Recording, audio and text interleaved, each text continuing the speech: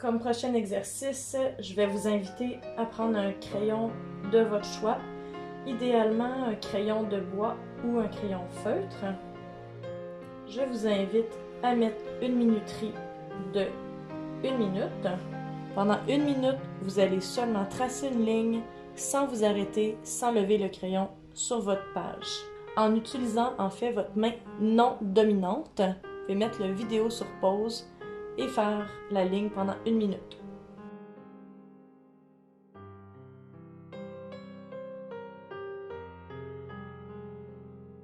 Une fois que la minute est terminée, vous pouvez regarder ce que ça a donné et essayer de voir si vous voyez des formes, des symboles, des dessins apparaître. Peut-être que oui, peut-être que non. L'important ici, c'est de vraiment décrocher, de se permettre de vivre le moment, de donner l'espace à notre main non dominante aussi, donc de lâcher le mental pour être vraiment dans la créativité, se recentrer dans le moment présent et ensuite voir peut-être que je pourrais en ressortir quelque chose, peut-être que non.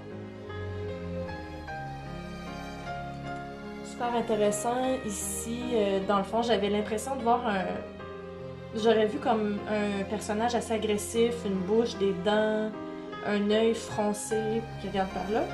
Et là, quand j'ai dessiné la pupille, ça a changé mon dessin d'orientation. Maintenant, j'ai plus l'impression de voir un œil qui regarde par là avec un nez, une bouche.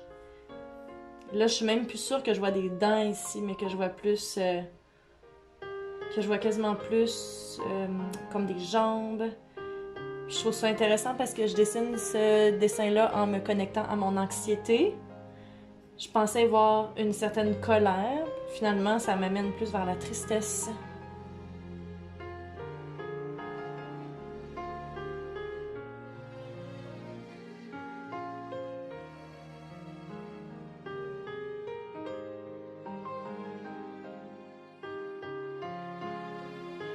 Je vois une main qui est tendue. Alors c'est intéressant, je comprends pas tout ce dont mon dessin me parle.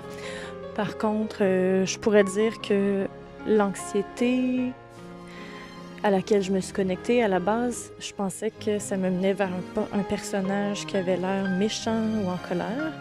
Finalement, j'y observe plutôt comme une espèce de tristesse. Et une tristesse qui tend la main. Qui est une tristesse peut-être qui demande de l'aide. Je trouve ça super intéressant d'observer ça. Et vous, de quoi vous parle votre dessin? J'espère que vous saurez faire sens de ce que votre main vous aura montré.